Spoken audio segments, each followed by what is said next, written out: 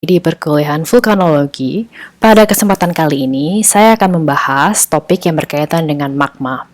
Pada akhir perkuliahan topik ini, kalian diharapkan dapat memahami apa itu magma dari segi definisi, tipe, dan pembentukan, berbagai macam tipe magma yang berbeda di tektonik setting yang berbeda juga, dan juga proses-proses yang berkaitan dengan proses magmatik, baik itu secara magmatic differentiation, fractional crystallization, magma mixing, dan lain-lain. Dikarenakan topik ini cukup banyak, maka saya akan membagi topik ini nanti ke dalam beberapa bagian yang besar.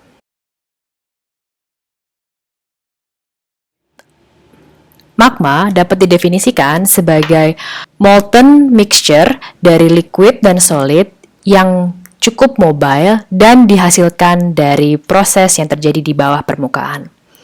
Magma terdiri atau tersusun dari silikat atau silika dan oksigen yang cukup kompleks dengan berbagai macam gas yang terlarut di dalam magma tersebut, serta senyawa-senyawa lain yang membentuk magma.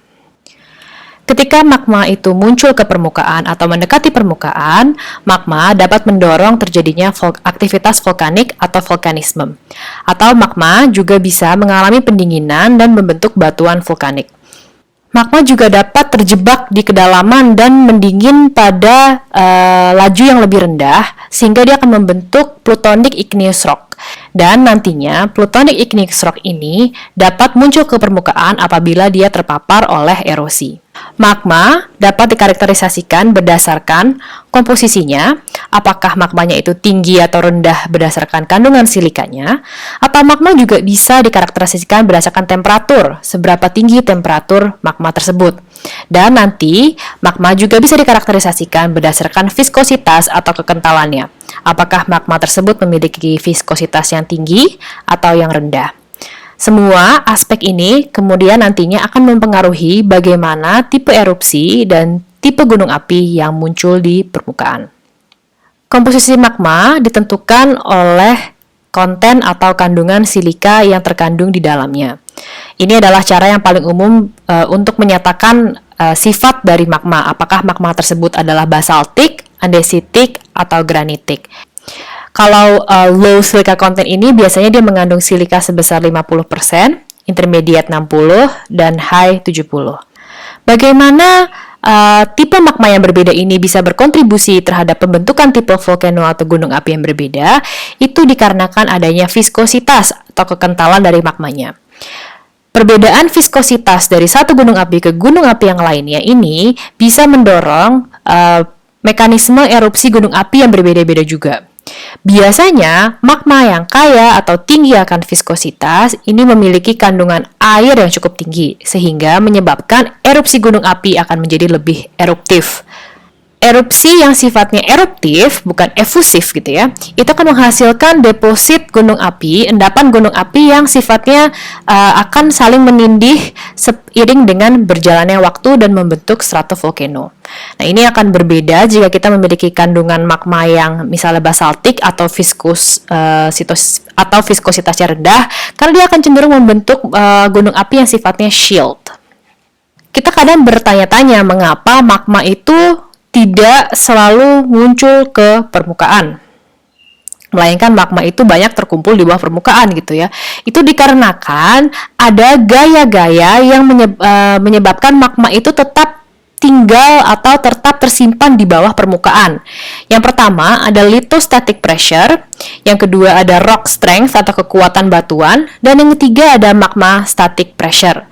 Apabila magma static pressure itu lebih besar daripada rock strength dan lithostatic pressure, itu nanti akan mendorong keterbentukan magmatisme dan subsequently akan mendorong keterbentukan gunung api di atas permukaan bumi.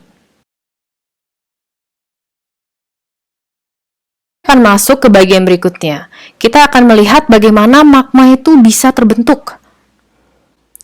Magma itu bisa terbentuk akibat adanya, yang pertama, kenaikan temperatur, kedua, penurunan nilai tekanan, dan ketiga, adanya perubahan komposisi pada magmanya. Semua ketiga aspek ini bekerja saling berkaitan antara satu dengan yang lain agar magma bisa terbentuk, jadi tidak hanya bergantung pada satu faktor saja. Kenaikan temperatur ini nantinya akan berkontribusi pada proses partial melting. Penurunan tekanan akan berkontribusi pada pergerakan dari lempeng sehingga menyebabkan magma itu bisa terbentuk, dalam contohnya kasusnya dalam proses subduksi gitu. Dan perubahan komposisi ini akan membantu menurunkan titik leleh dari batuan sehingga mempromote atau mendorong terjadinya proses partial melting. Bagaimana magma bisa terbentuk? Kita bisa menggunakan bantuan diagram fasa, tekanan, dan temperatur untuk membantu menjelaskannya. Di sebelah kiri ini ada diagram fasa PT. P itu pressure, T itu temperature. Jadi dia dinyatakan dalam aksis X dan Y. Ada kurva yang saya berikan panah hijau ini adalah kurva untuk normal gradient geothermal. Jadi kan memang kalau ke bawah permukaan itu memang terjadi kenaikan temperatur gitu kan, akan terjadi semakin panas. Normalnya itu dia akan bergerak di panah hijau ini. Akan tetapi jika terjadi pembentukan magma, itu berarti ada anomali dari geothermal gradient. Dan itu dinyatakan dalam kurva yang berbeda-beda ini, entah kurva yang saya beri nomor 1 atau kurva yang saya beri nomor 2 dan 3 dan 4. Kurva 1 dan kurva 2 ini disebut dengan melting curve. Dan ini merepresentasikan bagaimana kerak bumi itu bisa meleleh karena terpapar oleh tekanan dan temperatur yang berubah seiring dengan berubahnya kedalaman. Nah, ini adalah proses secara fisik dan secara termodinamika yang terjadi kira-kira di bawah permukaan. Saya akan membagi penjelasannya berdasarkan tipe-tipe magmatiknya, yaitu magma yang basaltik dan magma yang andesitik atau rhyolitik. Saya akan mulai dengan penjelasan yang basaltik magma. Jadi sebenarnya magma yang paling primitif adalah magma yang tipenya basaltik. Magma yang basaltik ini muncul akibat adanya pelelehan atau partial melting dari crust yang mengandung atau kaya akan mineral peridotit. Peridotit ini biasanya muncul di mineral olivin. Melting curve atau pelelehan dari kerak yang mengandung peridotit ini bisa muncul dalam dua kondisi. Jadi makanya tadi saya sempat bilang ada melting curve yang satu dan ada melting curve yang dua. Melting curve yang pertama itu terjadi dalam kondisi dry atau kering ketika kondisi atau kandungan airnya itu sangat rendah. Ini terjadi dalam temperatur yang sangat tinggi. Sedangkan kondisi yang kedua itu bisa terjadi ketika keraknya itu kaya akan zat volatil atau air. Dan biasanya terjadi di temperatur yang cukup rendah. Bagaimana kontribusi volatil elemen ini bisa mempengaruhi pembentukan magma? Ini akan mempengaruhi bagaimana atau seberapa mudah kerak itu bisa meleleh ketika dia terpapar atau terekspos panas di bawah permukaan. Biasanya pelelehan kerak ini akan terjadi di kedalaman 80-150 km untuk magma yang tipenya basaltik. Mungkin secara umum kita melihat bahwa magma basaltik itu hanya bisa muncul di daerah more atau mudahnya di daerah divergensi gitu ya, yang mengalami pertumbuhan kerak baru gitu ya. Tetapi tidak demikian, basaltik magma tidak hanya bisa muncul di daerah more, tapi dia juga bisa muncul di zona subduksi. Makanya tadi ada dua skema untuk menjelaskan pembentukan magma yang basaltik gitu ya. Ada yang dry, ada yang volatile gitu. Nah, yang muncul di daerah MORB atau Mid Oceanic Ridge Basalt itu memang magma yang muncul akibat dry peridotit atau dry crust gitu ya. Jadi memang tidak banyak konten airnya gitu. Jadi suhunya juga lebih tinggi. Di sini high temperature gitu ya. Sedangkan skema yang kedua dari pembentukan magma basaltik itu dikarenakan magmanya itu keraknya itu kaya akan volatile, sehingga ini biasanya sering diasosiasikan dengan kemunculan basaltik di zona-zona volcanic arc gitu ya, atau bahkan di volcanic flood basalt. Jadi memang tergantung dari apakah si lempengnya itu kaya akan air atau tidak. Nah, di sini di volcanic arc ini karena memang dia kaya akan volatile, kaya akan air, itu biasanya temperaturnya terjadi di temperatur yang lebih rendah. Maka dari itu, basaltic magmas berdasarkan pembentukannya bisa dibagi menjadi dua jenis. Yang pertama ada thellatic basalts dan yang kedua ada alkaline basalts. Walaupun basaltic magma itu adalah magma yang primitif, tapi dia juga bisa mengalami diferensiasi atau dia bisa mengalami evolusi. Basaltic magma ini tadi saya sudah sebutkan bisa ditemukan di zona MOR atau bahkan di zona subduksi. Bagaimana kita bisa membedakan tipe basaltic magmanya itu? Kita harus menggunakan tools geokimia secara elemen untuk mengidentifikasi apakah si basaltic magma ini tuh tipe yang thellatic atau yang alkaline basalts. Nah, ciri-ciri dari thellatic basalt ini biasanya dia rendah akan potasium, fosfor, titanium, dan sejenisnya. Biasanya magma yang thellatic ini ditemukan di ocean crust atau flood basalts.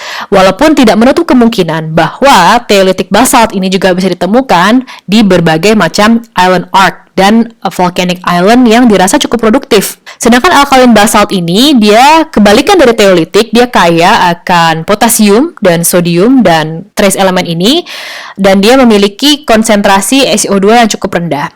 Biasa ditemukan di gunung api yang cukup kecil dan di zona kontinental. Pemahaman tentang trace elemen di basaltic magma ini menjadi kunci untuk menentukan tipe apakah dia thellatic atau alkaline basalts gitu ya. Kenapa trace elemen ini menjadi dasar pengertian atau pengklasifikasian dari basaltic magma ini? Itu karena trace elemen ini dalam batuan beku itu sangat sensitif terhadap jumlah yang bisa di-melt ketika dia mengalami partial melting di sini. Jadi nggak semua trace elemen itu bisa kompatibel atau nyaman dengan kondisi pembentukan si basaltic magmanya. Ada yang trace elemen yang nyaman untuk stay di magmanya dalam kondisi dry melting. Ada trace elemen yang memang nyaman untuk stay di magma dalam kondisi low temperature. Nah, itu makanya kita bisa menggunakan trace elemen untuk menentukan ini si thellatic basalt atau alkaline basalt. Trace elemen ini kemudian akan dibagi lagi menjadi incompatible dan compatible elemen, di mana incompatible elemen ini biasanya elemennya terlalu besar gitu, jadi dia tidak cocok gitu untuk beberapa jenis struktur basaltic magma. Sedangkan yang compatible ini adalah elemen yang dirasa cocok gitu, dan dia lebih mudah bergaul atau bergabung dengan mineral-mineral yang merupakan mineral pembentuk batuan gitu. Incompatible dan compatible elemen ini nantinya kita akan bisa mendefinisikan gitu ya. Tipe morb-nya ini, thellatic basaltnya ini seperti apa? Apakah dia N-morb gitu, atau dia E-morb, atau dia OIB, Ocean Island Basalt gitu ya. Dan kita bisa mendefinisikannya lagi ya ini berdasarkan seberapa banyak trace elements, incompatible elements, dan compatible elements yang muncul di magma basaltic. Tipe berikutnya kita punya rhyolitic or dacitic magmas. Ini sebenarnya cukup sulit dan masih sering diperdebatkan gitu ya. Dikarenakan memang masih sulit untuk menentukan bagaimana magma yang sifat rhyolitic itu bisa muncul dari earth mantle, karena memang seperti yang sudah saya sebutkan sebelumnya, magma yang primitif ya adalah magma yang basaltik gitu. Ini bisa terjadi mungkin dikarenakan memang ada magma yang memang awalnya basaltik, dia mengalami diferensiasi, mengalami proses evolusi, dan dia kemudian berubah sifatnya menjadi magma yang rhyolitic atau dacitic. Ada beberapa skema atau teori yang diajukan untuk pembentukan magma rhyolitic. Itu bisa terjadi ketika ada magma yang basaltik mengalami partial melting dekat magma chamber, dan di mana magma chamber ini kemudian mengalami perubahan sifat fisik yang tadinya dari low silicate menjadi high silicate akibat adanya inkorporasi atau mineralisasi, kristalisasi dari mineral-mineral yang sifatnya lebih mafic. Tapi untuk menjelaskan bagaimana dan apa itu diferensiasi nanti akan dijelaskan di bagian berikutnya di topik ini. Rhyolitic magmas ini dia memiliki konten silika yang lebih tinggi dibandingkan dengan yang basaltic magma. Subsequently, akibat dia high silicate content, dia memiliki konten magnesium dan besi yang lebih rendah gitu ya. Ini biasanya direpresentasikan oleh batuan intrusi granit, atau juga bisa dinotasikan atau direpresentasikan dengan batuan dasit atau rhyolite. Komposisi dari magma silisik ini bisa juga dikategorikan atau dibantu diidentifikasi dengan menggunakan geokimia untuk menjelaskan sebenarnya keterbentukan genesa dan setting geologi dari daerah tersebut.